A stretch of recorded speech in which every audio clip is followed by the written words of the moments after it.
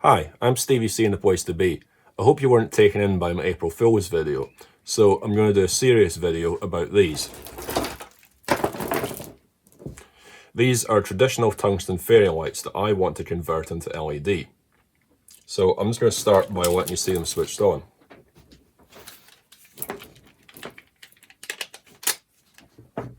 Amazing, isn't it? Don't they look amazing? I'll prove that it's alive with my power meter. Look. There you go. 243 lovely Scottish volts. There we go.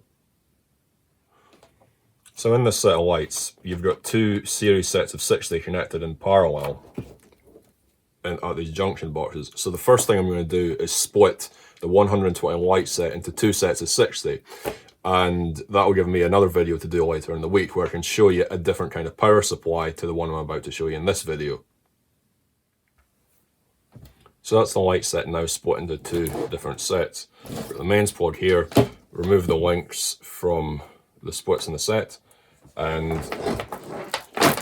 what I was hoping to do was take the lamp holder apart and solder that connection inside, but I couldn't get in, so I just had to solder it with a bit of heat shrink. It'll do for me. It's just a project. I'm not selling this to anybody. I'm happy with it. So the next thing I need to do is remove the bulbs from the holders and remove the lamps from the lamp holders.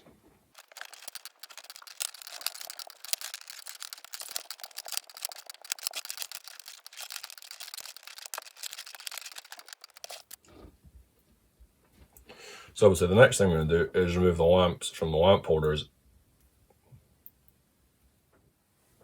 I had a slight little problem. I was hoping that I could just pull the lamps out of the fairy light set and then just remove the glass lamps from the caps like that. Unfortunately, that hasn't been the case for this set, so I've had to employ a heat gun to melt the resin or the glue that's holding these in.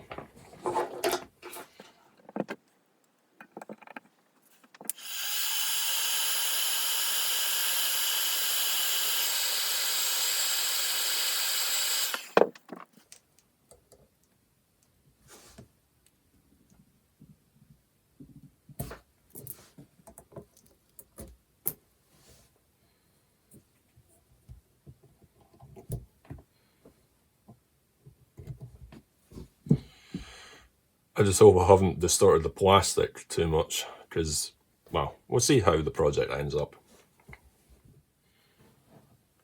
So the next thing I'm going to do is I'm going to take a Sharpie and we're going to put a mark on one side of the lamp holder, just like that. That'll denote the negative terminal of the holder.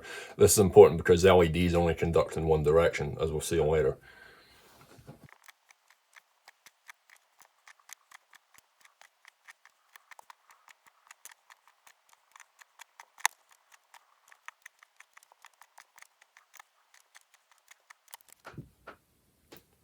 So here is my selection of LEDs.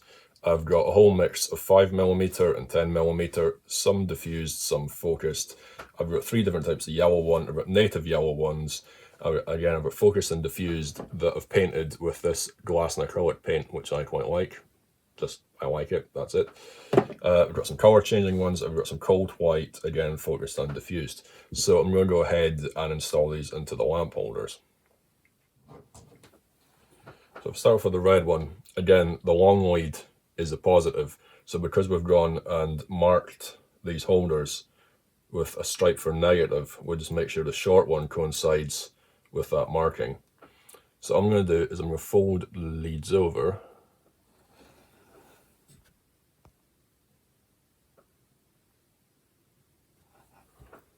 Make sure I'm in focus would help.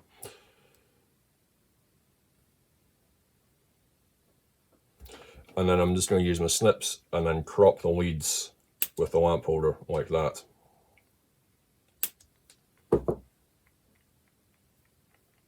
So then that's our first LED bulb made up.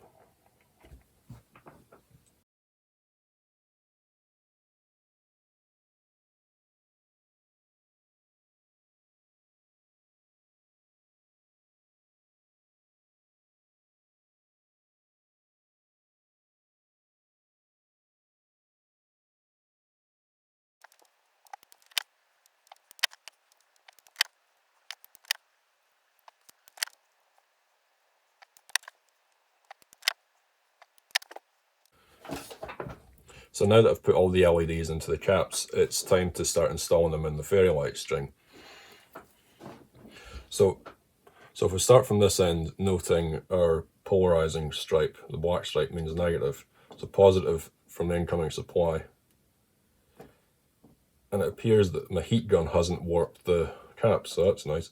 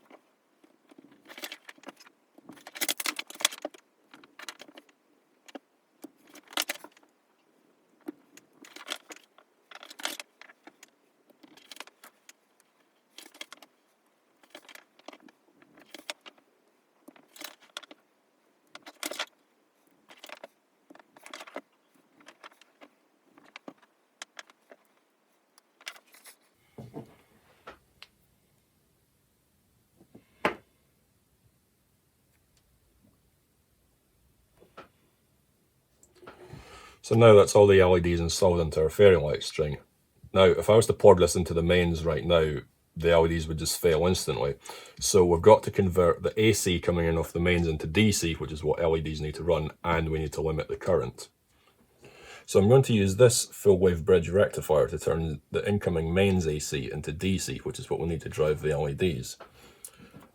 This full wave bridge diode is basically 4 of these diodes arranged in a circuit like this. You have the incoming mains AC supply.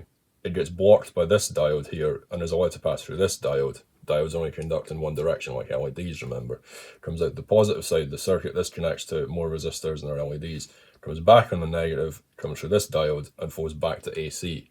When the current reverses, this is what alternating current does, the current comes on this side, gets blocked by that diode, comes through this diode, and again comes out to the same positive side of the circuit, again returning on the negative, through this diode and back out to the AC supply.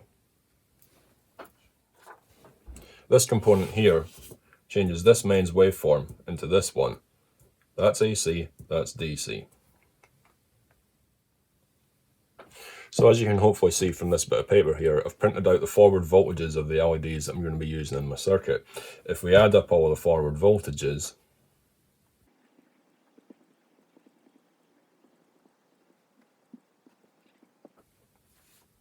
we get 39 volts.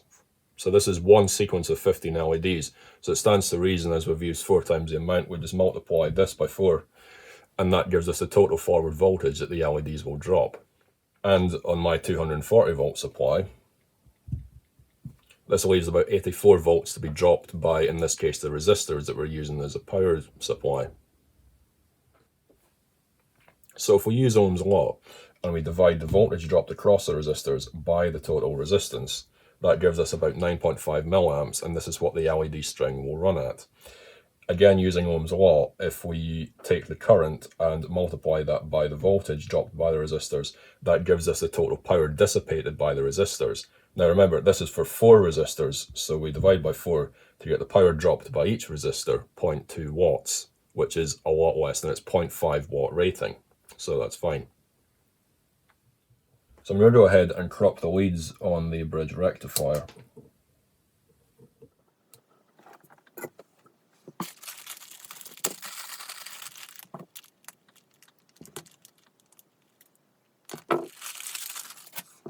Here's 4 of our 2.2k resistors. I'm just going to crop them down a bit as well.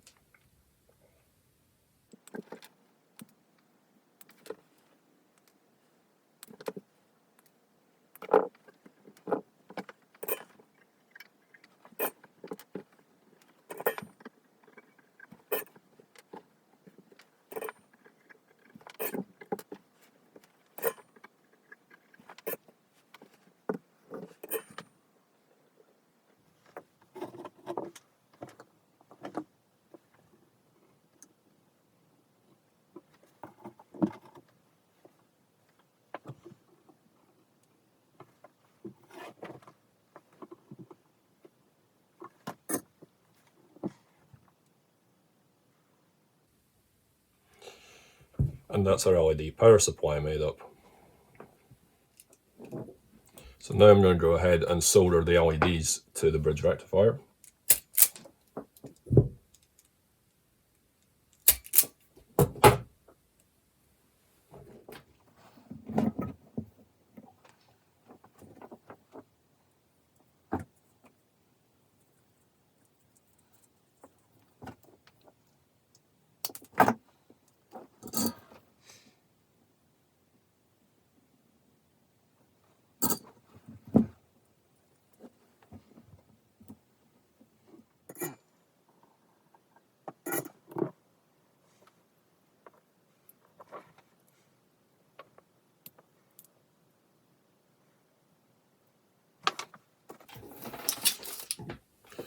And the next thing to do is to attach our mains flex to the incoming AC side.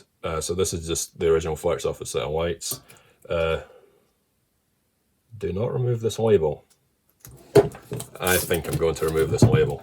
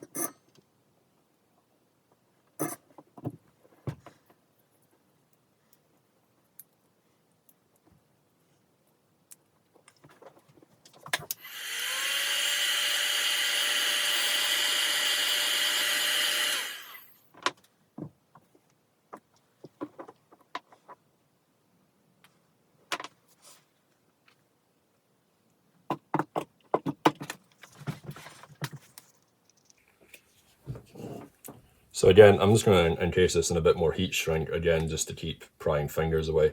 If I was making this for someone or selling it or whatever, I'd probably use like an IP rated enclosure box, project box, similar type of thing. But as this is a wee project for myself, I have no problem about it being heat shrink. So here we are, ready for a test.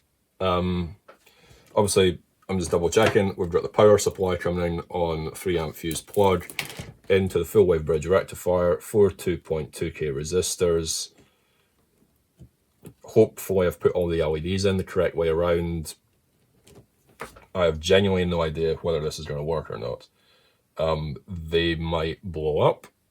They might work, hopefully. Maybe nothing will happen. I don't know. The only thing I can do is plug it in and see.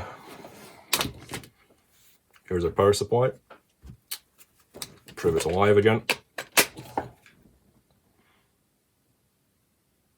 245 volts this time. Woo. Okay. Here we go. And they work. Yay. If we go into here, we can see they're pulling 3.1 watts. Don't know if you can see it. If we go into the amps, it's not even really registering. So about 10 milliamps. There we go. So that's pretty much what we calculated. So yeah. I have just noticed this dead LED here. So I wonder.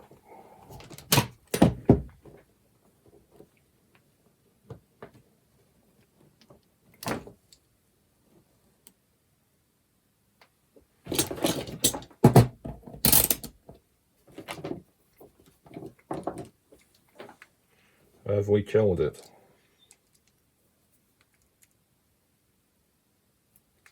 Yes, I've killed it.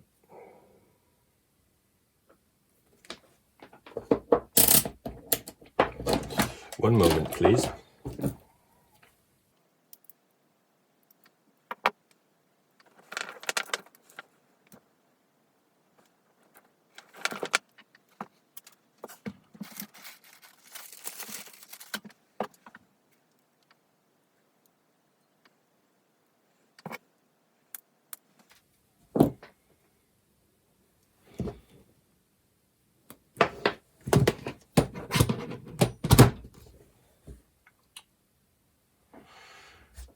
Fixed. There we go. Do you want to see them in the dark? We might as well.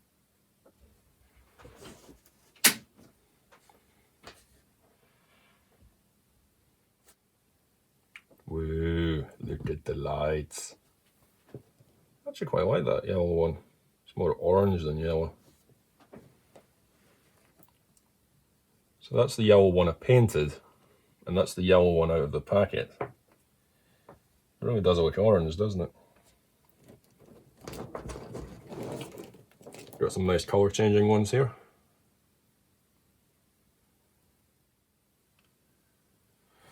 So there you have it. My old set of non-functioning tungsten fairy lights converted into LED. I had a couple of problems along the way, as you saw. I wasn't expecting all that problem getting the lamps out of the caps, but we got there in the end. So all that remains to be said is like, subscribe, and I'll see you next time. Thanks for watching.